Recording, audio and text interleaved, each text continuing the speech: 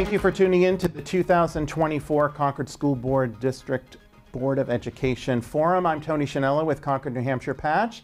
This forum was recorded on September 30th, 2024 in Concord TV's great studio here at Concord High School. And we want to give a big thank you right away to the team for allowing us not only to be here, but to also host 6 candidates in one forum in one room.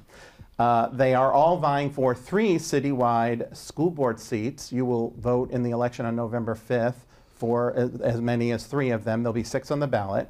They are not being given opening statements, but they'll be able to make closing statements. So let's quickly introduce them and then get right to our questions. The candidates on the ballot are Clint Cogswell, Barbara Higgins, Sarah Sadowski, Joseph Scroggins, Pamela Walsh, and Andrew Winters.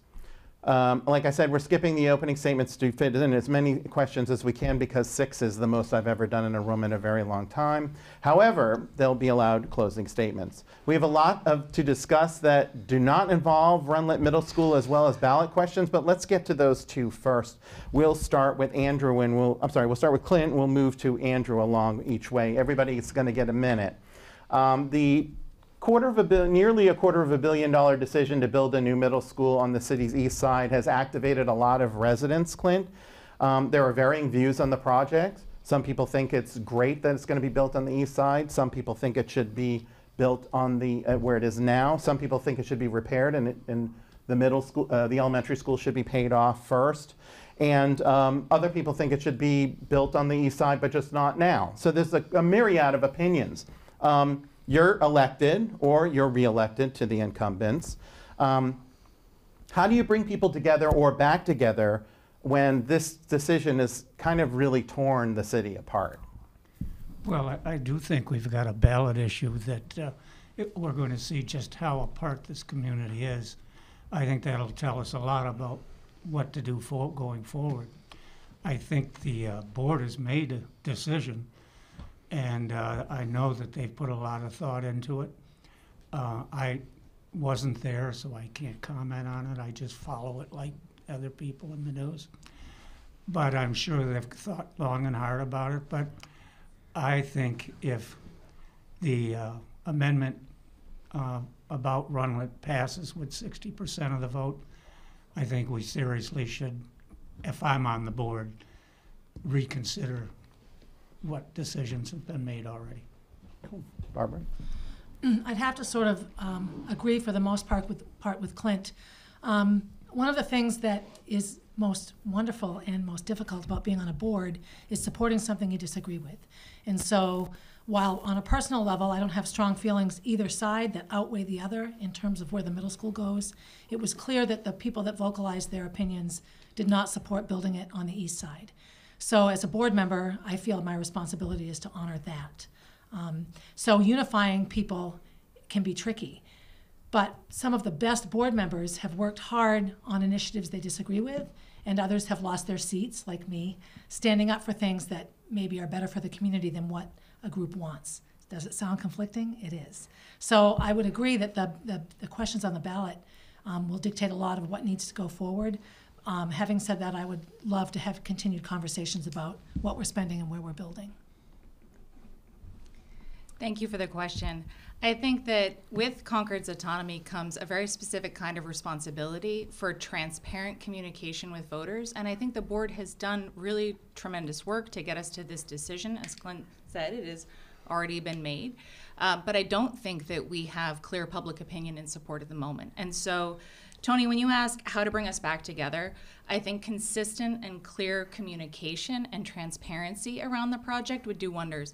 Even as a resident who's been involved in the process since 2019, I've been watching it closely and I still have lots of questions.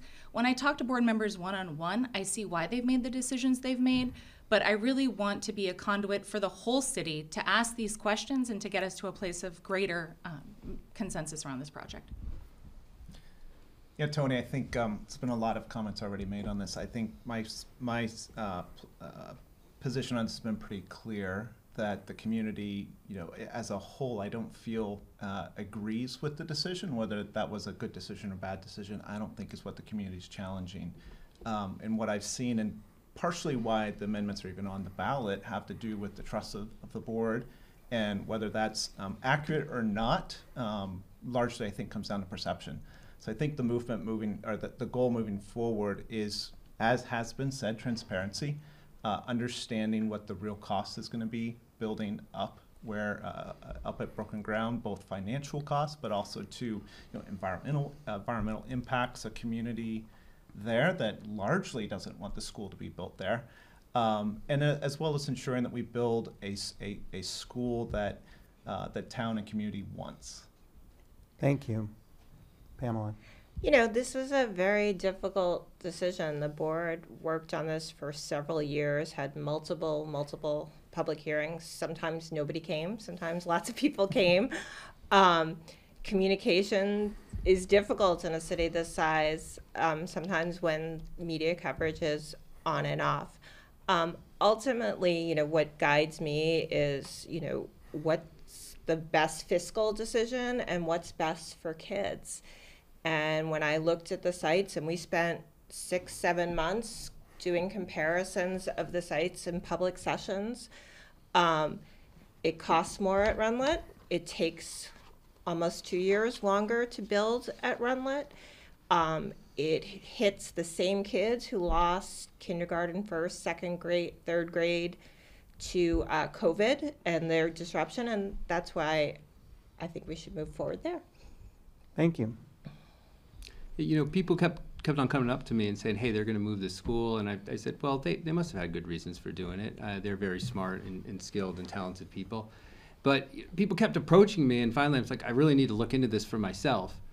And I was really trying to justify the decision, and this is not a knock on their integrity or their skills or anything like that, but I looked at all the details. I could not justify this decision.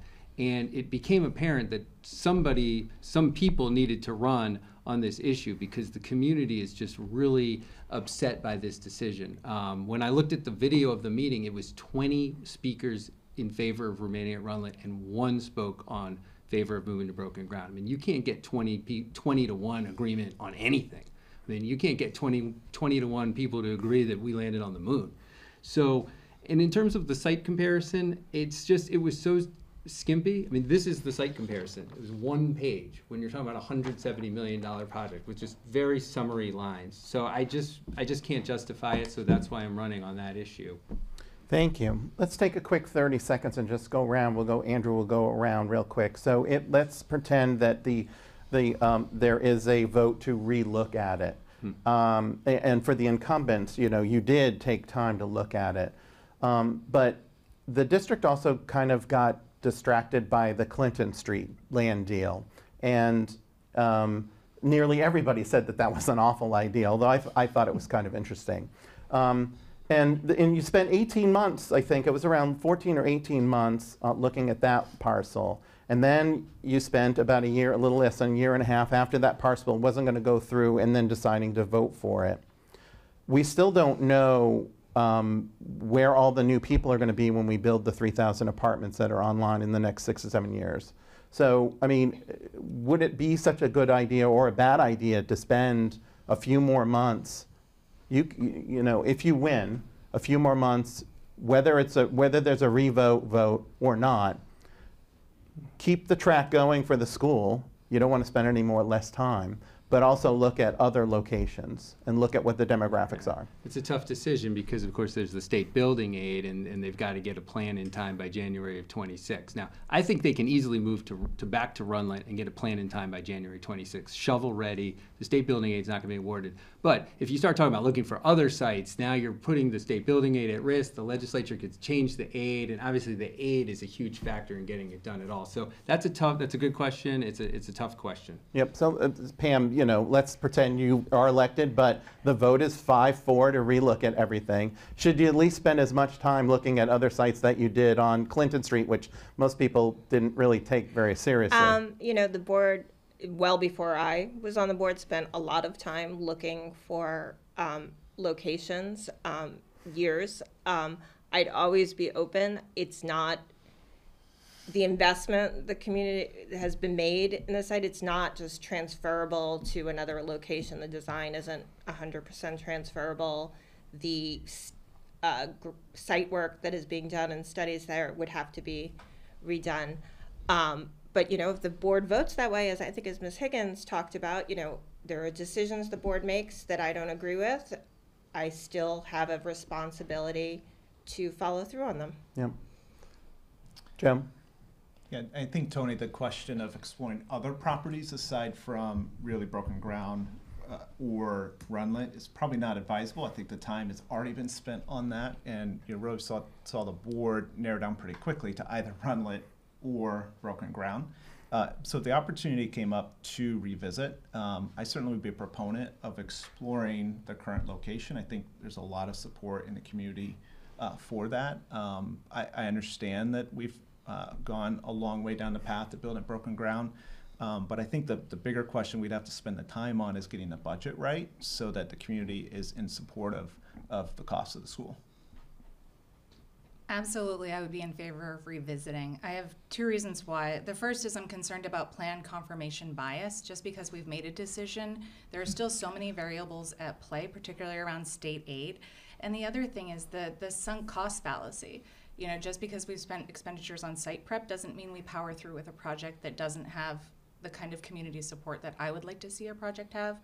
This is an extreme project. I mean, there's a lot of equity issues around civic participation post-COVID that I'd like to examine as a board. I absolutely hear what Pam says about turnout, and I do think it's an issue.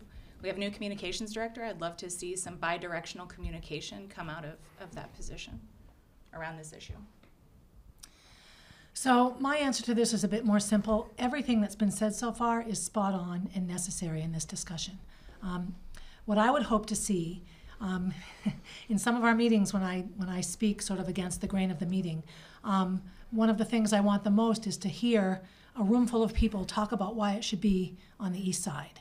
I've heard so many people talk about why we should keep it where it is, that I feel like that's what our community wants. I think reopening the conversation, if that needs to happen, I would totally support it, and I would encourage and knock on doors if I had to get supporters of the building on the east side to come and share why we should put it there. I think that I would feel better about it if I heard as many people supporting it as I heard not supporting it. So I firmly believe more discussion actually is necessary regardless.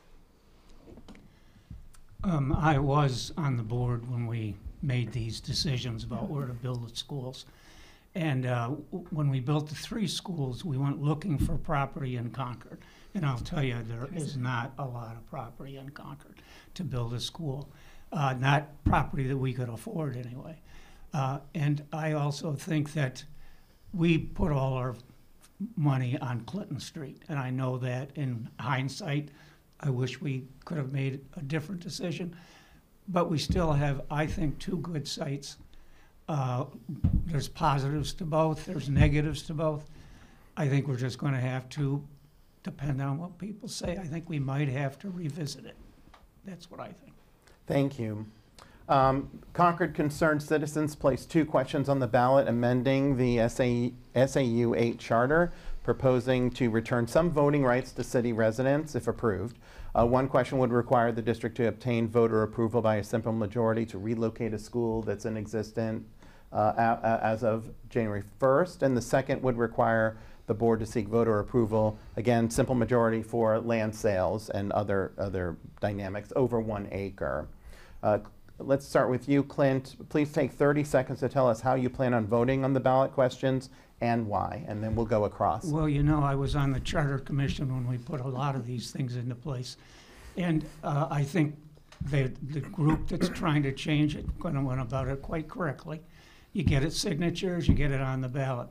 The part about the school, I understand totally. The part about the land use makes absolutely no sense to me. I don't know where that came from, and I hope that it's voted down.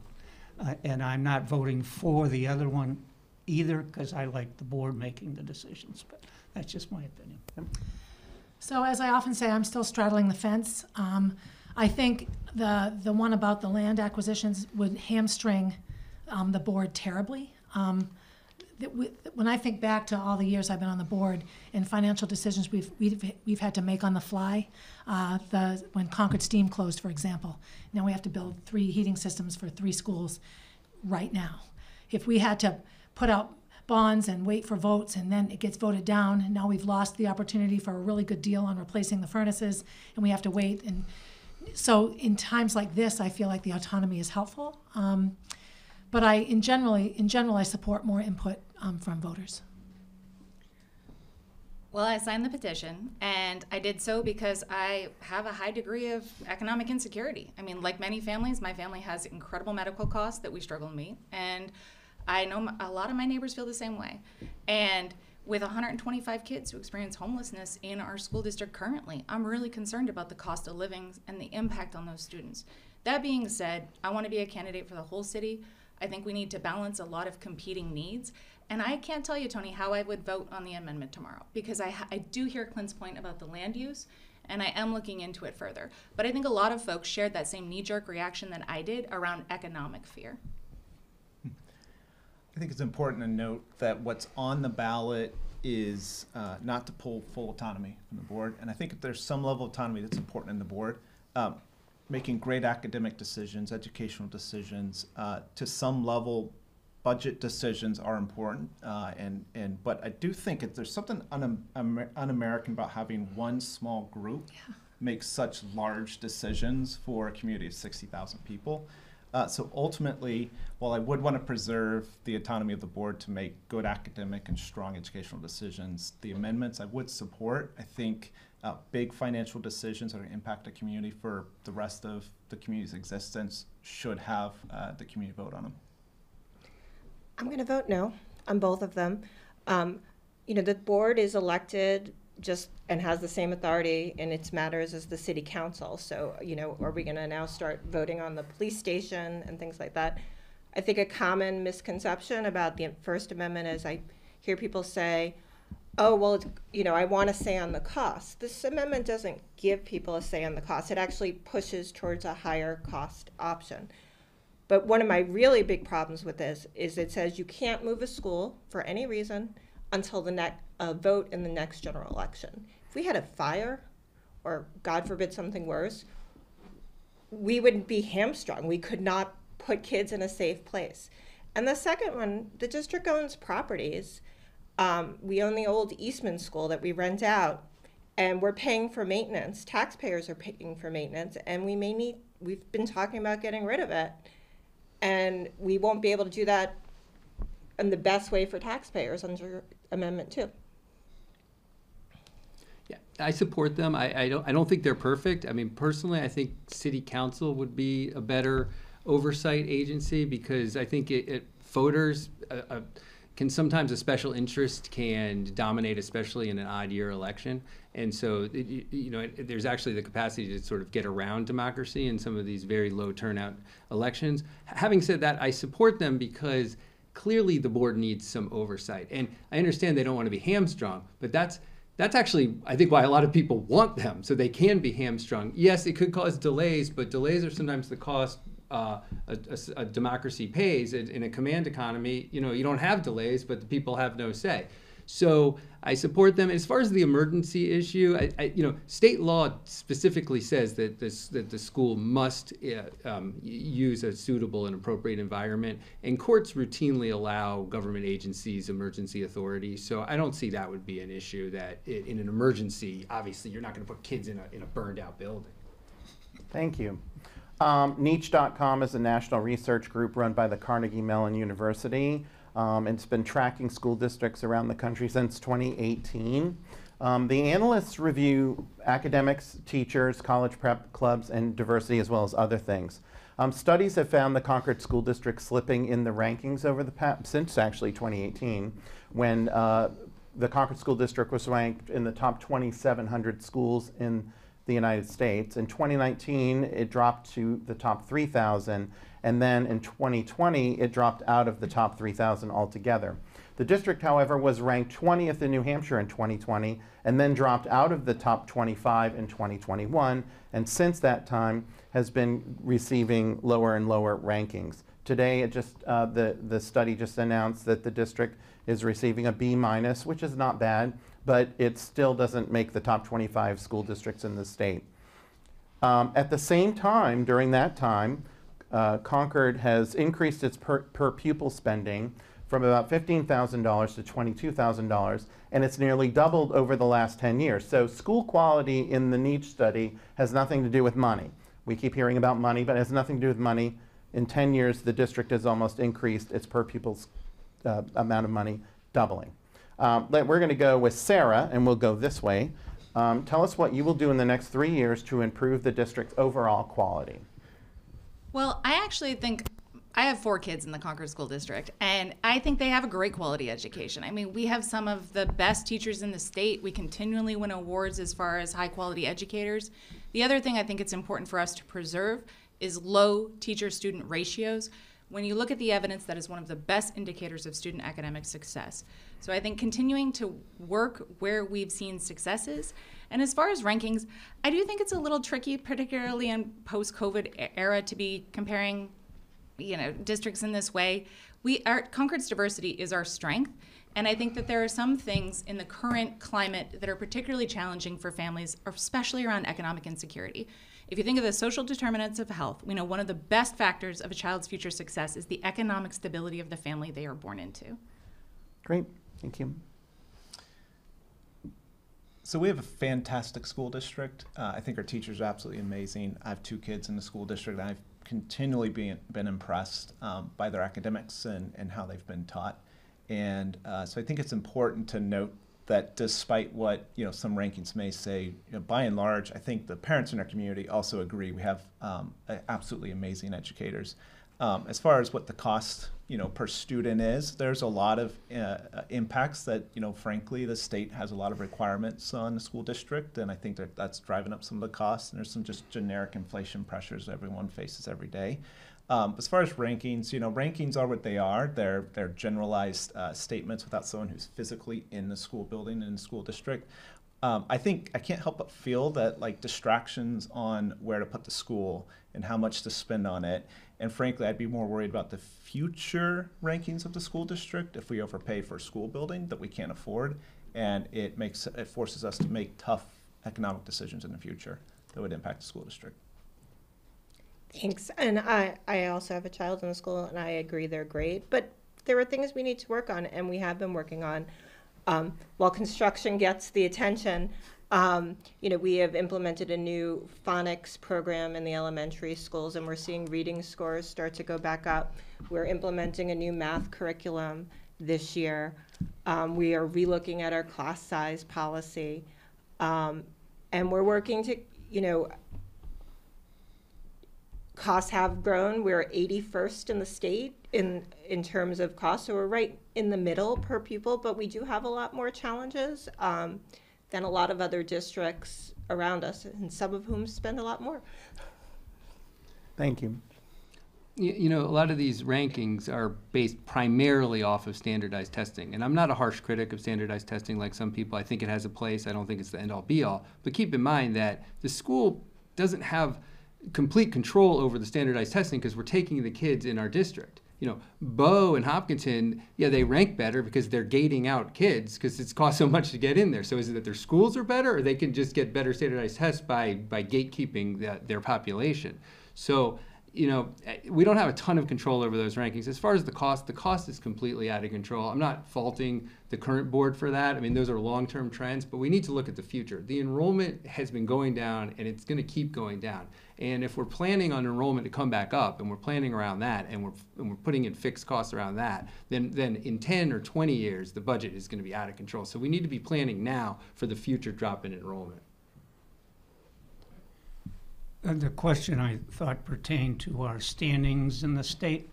And I remember when I was on the board, we had, at the time, and I'm just using a number that I think I've heard, we had 30 to 35 languages spoken in our school. And these standardized tests, our students who are English as a second language are not really good at those.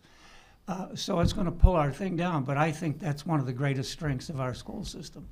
I love having these kids in our school. I have my children go through the Concord schools, my grandson, all very successful. So I'm always been a very big advocate of the Concord schools. Children are not blueberries, and so we, at the end of the day, can't pick the ones that aren't quite ripe or plump and chuck them over there and only serve up the good ones, right? So as a school board member, I'm always keeping my eyes open to what we do to make the best of all the blueberries. And what I notice in our district is an immediate reaction always to a need among students. I worked for him for 15 years, worked in the district for 20 years, went to school in the district. I'm on the school board now, have had children in the district. And one of our greatest strengths, which is maybe invisible in a ranking, is the willingness of people at all levels, board members all the way down to custodians, to step in and do what needs to be done to make that student learn better, or that student get to school on time, or that student understand. I will say I'm not a fan of standardized testing. I think it's how a kid does on that day on that test. So yes, trends are important, but I feel that we have a school district that really looks at the kids. You're next, Sarah. She's done. Oh, Sarah, I'm I sorry. You did answer. Thank you. That was on me, not reading my notes. All right, real quick. This is a quick one. Kathleen Murphy, the school superintendent, has not announced her retirement. I told her I was going to ask this question, and I would preface the remark that she has not announced her retirement. But it wouldn't surprise anybody because she's been working in education in the state forever. Barbara, you're the longest serving member on the board. Let's go with you first. I think you've worked with 4 superintendents since you've been on the board. Can you, all of you, in 30 seconds, name 3 qualities you would like to ensure in a new district leader when they are hired? Well, I'm going to give 3 that I like about Kathleen that I would hope would come into any new district leader. So the thing I like most about her is she calls you back, and she answers your questions as best as she can. In someone in her position, that's a tenuous road to take because your words come back to bite you, and hers come back to bite her quite a bit. The second thing I like is I feel that in board meetings, she's honest. She lays it out for us. We don't always like it, and the conversations aren't always easy, but she's right there. And the third thing that she has done really well is when we all as a board get firm about something, I'll leave it at firm, she listens and steps back and readjusts her actions and does, for the most part, what is expected of her. That's pretty incredible for someone that could absolutely not do any of those things and still run a district. Sure. Integrity, communicativeness, and discerning judgment. I think 5 seconds, thank you. You want more Sorry. time? I think trustworthiness is super important at the top of that list. And the trustworthiness is not just the character of the person, but what those around that person say and believe. Longevity is important too. I know it's not per se a characteristic or character trait, but someone who's a known entity who has proven strong results throughout their entire career is really important. And I think the last one is super important in our community, pretty diverse community, is someone who understands what's most important through all of that diversity. One of the challenges that we do have in Concord is we want to do everything all the time. And so someone who knows how to look at that and make the best decision that meets the needs of as many people as possible is important. I agree with what Barb said about Kathleen. I'll add, not afraid to make the hard decision. I think coming out of Howie Leong, when Kathleen started, it was before I joined the board, we needed a superintendent who was not going to brook any nonsense. And sometimes she gets a bad rap for that, but she does that. Commitment to kids, like that should be what you're coming to work for every day. I think is most important, and someone who is trustworthy and honest and will listen when she, will do what she's required to do, even when she loses the argument. Yeah. Thank you. Yeah, I think all those are great personality traits. Having hired a fair number of people, I can tell you that unfortunately some of those people who seem completely trustworthy and all those things are not. So I'm going to focus more on the kind of the technical background that I think would be most helpful. I'd love to have someone with a strong background in finance. I'd love to have someone with a strong background in technology, because technology is going to be extremely important going forward in improving our overall performance. And someone with a strong background in HR, because personnel issues often take up most of the day.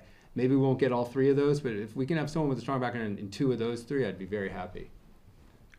I haven't worked with Kathleen, but the other superintendents, I agree with what everybody's been saying, but I I do think that I'd like to see a superintendent in the schools. That'd probably be my first thing, to know what's really happening out there. Thank you. Reviewing the school budget is one of the most critical functions of a school board member. While the overall budget increases have been limited in percentages, they haven't really been limited in real dollars for a lot of people. Taxpayers are eyeing some of the highest tax bills in history due to assessments and also the highest school tax rate in 27 years. At the same time, enrollments have dropped. They were at around 4,500 in 2013. They're now around 3,900, which is a significant drop, while at the same time, the budgets haven't really stabilized. They've increased every year. The district has also added a lot of new staff hires, including a second assistant superintendent, which we've never had before that I can remember, and also several assistant principals at the elementary schools. Joe, let's start with you, and then we'll go around this way.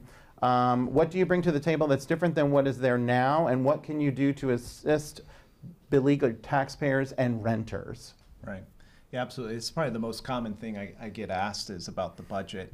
I think it's where everyone's obviously feeling a lot of pressure. First and foremost, there's a lot of concern about the increase of the budget annually plus the increase of building such an expensive school building. And so I think what most people are most concerned about right now is what is the total cost of that in 10 years when you start combining it all together. I think where I can assist on that in my life and business, we have to make a lot of decisions. In a growing business, we've had a company that has double-digit growth every single year, and as you go through that, you have to make tough decisions where you want to do something, you want to measure something, you want to make a different kind of performance decision, but you can't because you have to kind of implement those changes in phases. And so I would come with a zero-based budget approach where we prioritize what's most important and then clearly communicate what we're spending and where we're spending it to the community so they can have an input on those changes. As the commercial portion of the tax base hasn't recovered as much from COVID, there is a lot of shifting going on to homeowners. So even as we try and keep tax rates, increases low, people feel the punch. I have seen it. The challenge is that 85% of our budget roughly is teachers and staff and benefits. And, we've had to make some hard decisions. Last year we moved out 2 teachers out of an elementary school, and it was very controversial, but it was within our class size policy. We do need the state aid. Adequacy aid is pretty close to the amount it was when they passed the first school funding formula in 1999, the base rate. We also need, we have a large increase in students who need extra services, preschool, and the homeless student population, which is increasing our transportation budget as well. If you owned a factory, you'd be looking, not just at your orders now. You obviously know what your orders are now. You have estimators who are looking and projecting what are our orders going to be in 10, 20 years, and based on that, you're making decisions about what type of capital to purchase now. That's what we need to be, how we need to be thinking about it. And we don't need to be thinking about the budget now. The budget now, like Pam said, is locked.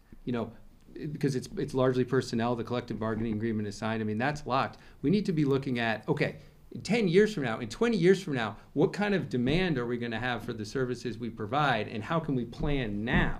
So nothing can be done about the budget, I'm sorry to report, in any time now, but hopefully we can at least improve it 10 years from now. So we need someone who's going to be looking at giving us a budget, not just today's budget, but a future budget. When I keep going about my age, but when I joined the district as a principal in 1981, when we did our first budget, the first thing they made very clear is class sizes drove our budget. We have class size guidelines, and we don't want classes to get too large or too small. In our small schools, when we had like mixed numbers between 3rd and 4th, we used to split the grade. We'd have a 2nd, a 3rd, and a 2-3 to try to keep the class sizes. I think they're still doing that every budget process. So it's not, because when I was on the school board, we cut a lot of teachers because declining enrollment. I think they're still doing the same thing.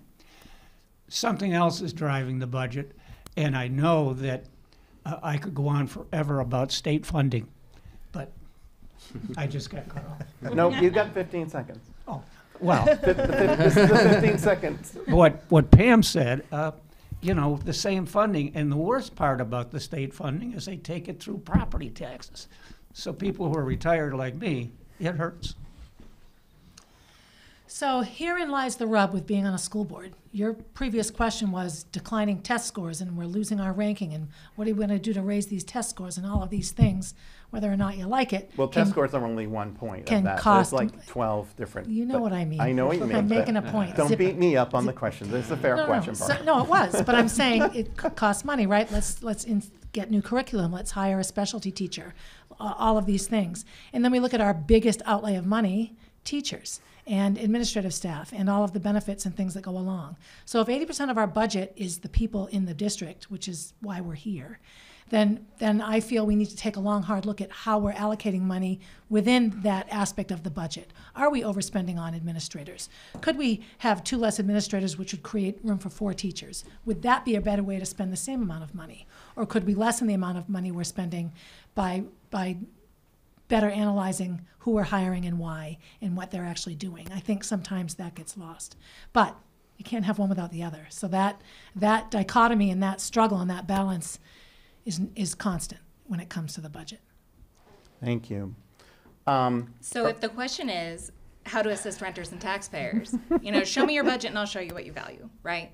And the budget is pretty fixed on issues of salary and benefits, right? Because that's where the rubber meets the road. And in fact, like Barb, I think less of an investment in administrative positions and more of an investment in what teaching assistants make on keeping low student-teacher ratios. I mean, I've worked 15 years in the nonprofit sector here in New Hampshire. Soft money, almost always. That means you have to raise your own money. I know what it takes to bring money into the district. I've worked on preschool development grants. We've stood up, you know, internet hotspots in the days of COVID. And it was really fun. I mean, not the COVID part, but helping kids, right? And so, but I can bring to the table a desire and a willingness to listen to the voters when they tell us about the economic insecurities they face. We have raising rates of poverty among our older citizens. That's really troubling. And I want to hear from voters about how they're feeling. And already, even just announcing running, the number of calls I've gotten is pretty significant. Thank you. Earlier this year, the school district hired Kyle Rapucci, the former superintendent of Rochester, to be the elementary school principal at Broken Ground. While he may perform fine in the position and everybody wants him to succeed, frankly, his hiring did not pass the smell test. When he applied, he didn't have any elementary school experience. At the behest of another school board member, he requested the district's IT director to search public and private emails of 2 elected officials and 2 school board staffers. There was a police investigation and a lawsuit which was settled later, and none of the school board members, as I interviewed most of you, seemed to know about the lawsuit during the process. And apparently from emails that I've requested, he also did not share any of that information with the district when he was being hired. Even if it's for the right reasons, requesting an employee to nose through elected officials' emails is frankly dangerous and wrong. I'm going to go to Pamela and Barbara on this one to start, and then we'll ask the challenges a separate way of asking. Given everything that's in the public sphere, why did the board not rescind his job offer, Pamela? First of all, Tony, you're always asking to go through my emails. That's different. I've never asked for your personal, You know, Pamela, I've never asked for your personal emails ever. Have I ever? I've only asked for your official emails. Yes. And I can do that, it's illegal. Yes, exactly. But the point is that we are public officials. You know, there was a process, a hiring process. There was a interview process with the superintendent. He was highly recommended. She doesn't just take your references on a sheet. She talks to a lot of other people who may know you. There's a lot of politics in a lot of school districts, and I'm not going to borrow anyone else's political problems. I will say that, you know, from what I'm hearing, he's been a good hit over at the school and is working hard and was there all summer meeting the kids and the teachers. Thank you. Barbara?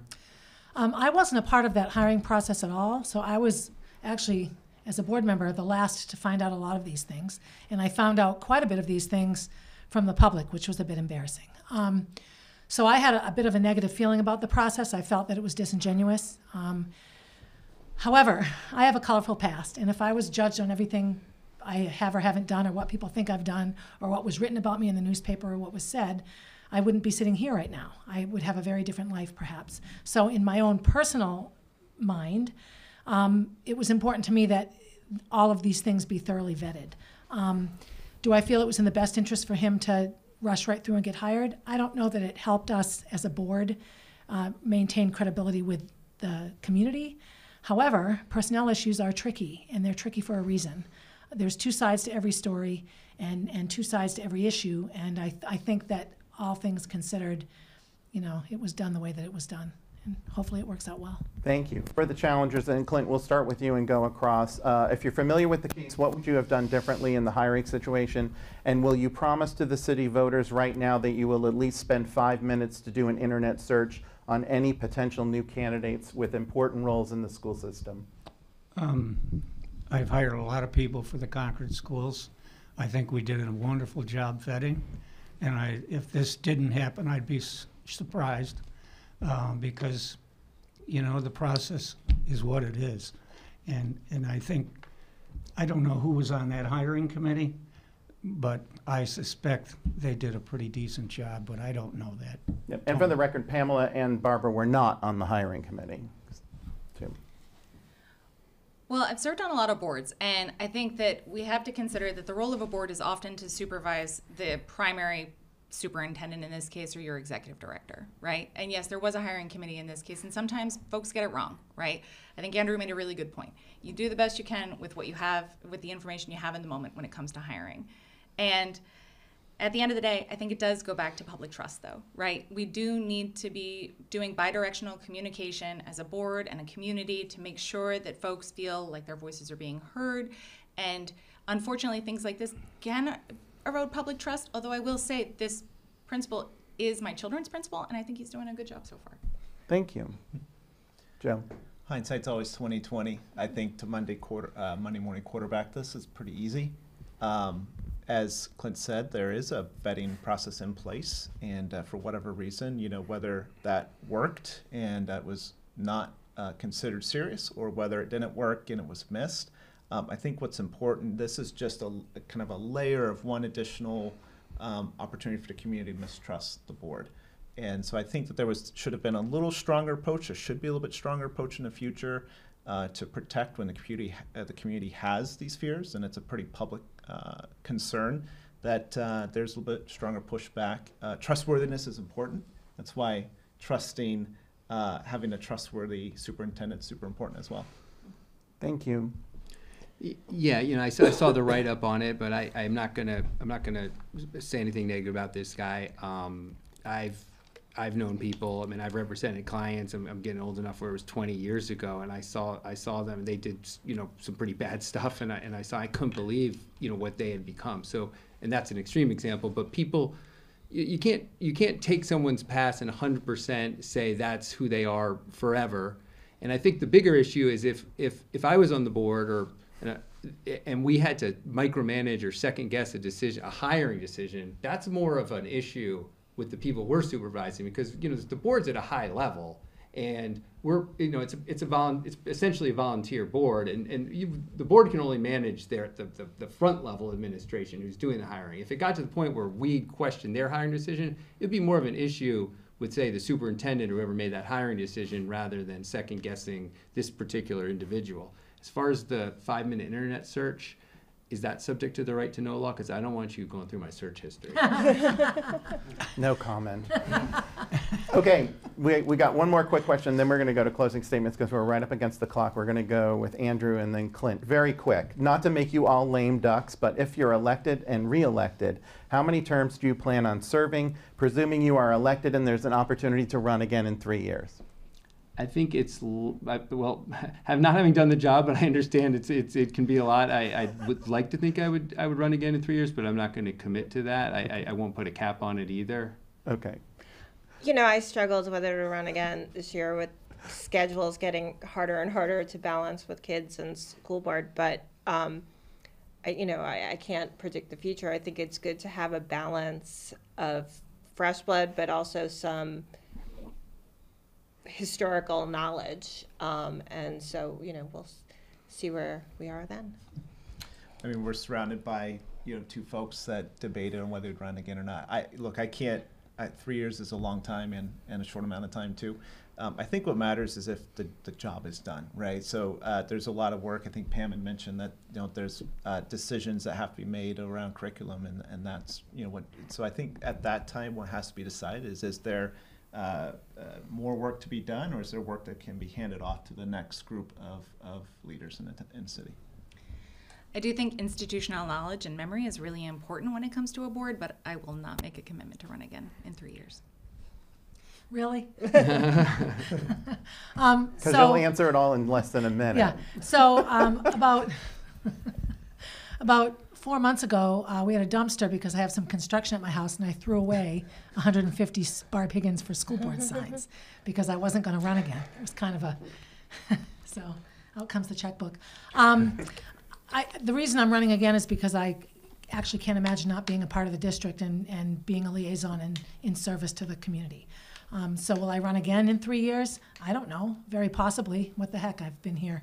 This will be 13, 14, and 15 if I'm reelected. So I'll just take it one term at a time and go buy some new signs. And Clint, you're the glutton for punishment. I know, yeah, that's right. I'm running because I thought maybe some of my experience could be handy for the board. But my goal is to make it the 3 years. Very good. Okay, we're down to 1 minute closing statements. Again, I'll be waving my fingers around 45 seconds. Andrew, we're going to go with, Clint, we're going to go with you, and then alphabetical around to Andrew. Okay. 1 minute, please. As I just said, I'm running for the board because I thought I have a lot of experience about things that have happened, issues about school buildings that I thought could be handy.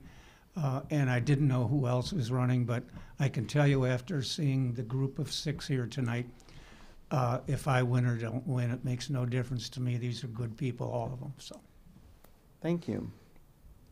I would echo Clint on that. A couple of years that I've run, there was the same number of candidates as there were seats, and that was always a bit discouraging because to me that was a community that wasn't invested in their schools. So the fact that we have 6 people running for 3 seats is the best possible news, because what will happen is voters will come out and choose the people that best represent them. So if I bring anything to the board other than Clint that these people might not, it's knowledge of growing up here, the many roles I've played in the district here, and my number of years on the board. Does that make me better than anybody? No, it just makes me unique and different. So I feel like he does. If I get elected, fantastic. If not, whatever combination of the 3, I think the community is in good hands. Thank you. Well, I was born here in town. I'm a product of a public school. I have 4 kids who are benefiting from a Concord education, and I feel like it's time to pay that forward. And so I would be honored to serve on the board. I think that there's been tremendous work done in the past, and I want to continue that again. I mean, I'm a child of teachers. I'm married to a teacher, and I really want to get to work on this. Thank you.